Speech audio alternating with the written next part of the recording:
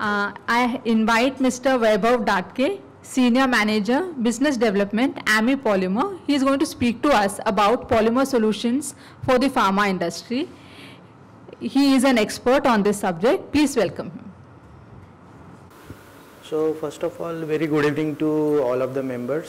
So I would like to thank XOS Pharma for giving me an opportunity to present over here, and many congratulations to the winners. So I'll just start it.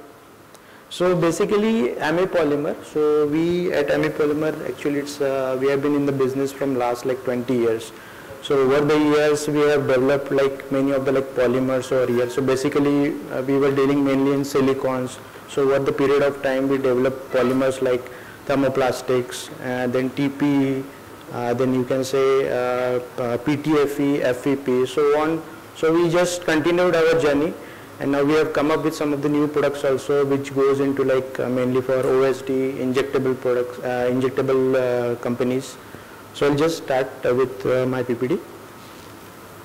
So this is something like a polymer selection for what's the criteria for like transfer application. So basically when you say silicon, so majorly we are into like products like silicon tubings, we have gaskets, we have hoses, we have profile gaskets, then we have some single use. So like what are the like criteria? So first criteria I can say over here, like if you are using like based on chemical compatibility. So if you are using like aqueous based products, so we majorly recommend silicon to the customers. Then if it goes for non-aqueous, then we go one step ahead, like it goes for like PTFE product, FKM, then it goes TP or FEP again. So based like depends on the like compatibility with the polymers, we are recommending those products. Then if the products are like oil based, then the first two will not be like compatible, so we are going with TP or FKM. So these are nothing but all kinds of like FKM is fluoroelastomer kind of rubber and polymer. So basically I use the terminology polymer and rubber like intermittently. Then preservation based products, like nowadays many of the pharma companies, they are producing or manufacturing drugs which are not compatible with silicon. So now we are recommending like thermoplastic based. So our one of the product is EMA liner, so which is like compatible with many of the preservative based products. Then we have EMA Preen also in the same TP category. As well as if none of them is working, then we have PTFE, is nothing but a Teflon product, and FEP also. So this is the first criteria is like chemical compatibility. Then next, it is based on the like service temperature, what kind of temperature the polymer is able to withstand. So if it is like mainly silicon, it goes like for the range is from like -60 to up to 150. So basically I can say like from -60 to 150 you can use silicon. If the temperature is more, then the silicon might not work. So in that case we will go with like PTFE and FEP. So those are like, if something is not working with silicon or thermoplastics, then it will definitely work with PTFE and FEP.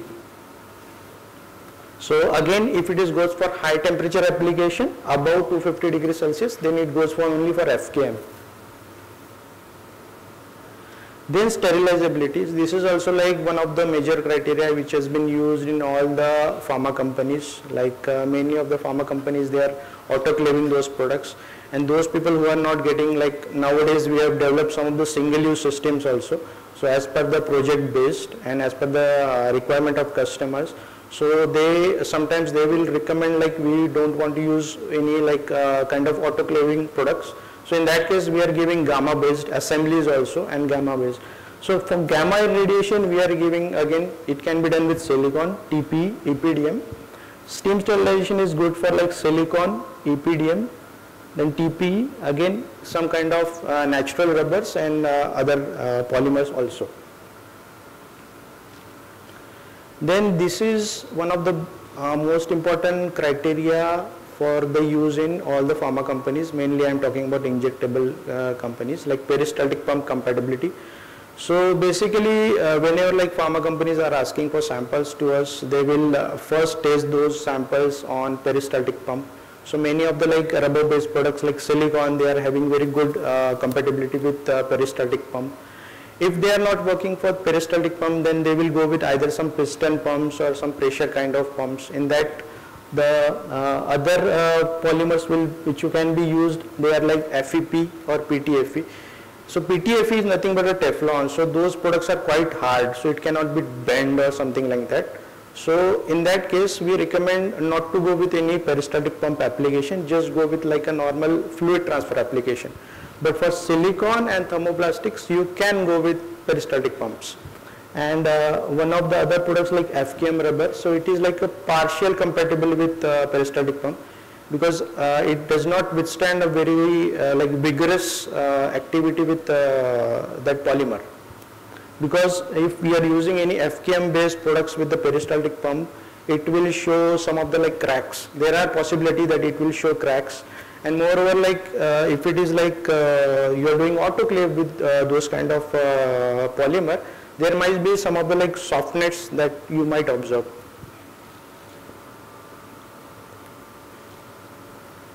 Then goes with the most important part, compliance, as we have seen in the previous presentation also. So what are the like food grades certificates what we are giving, which goes with like FDA 21 CFR 177. So it goes with all our silicon and major polymers. Again, pharma grade is like USP class 6 that we are giving with every product.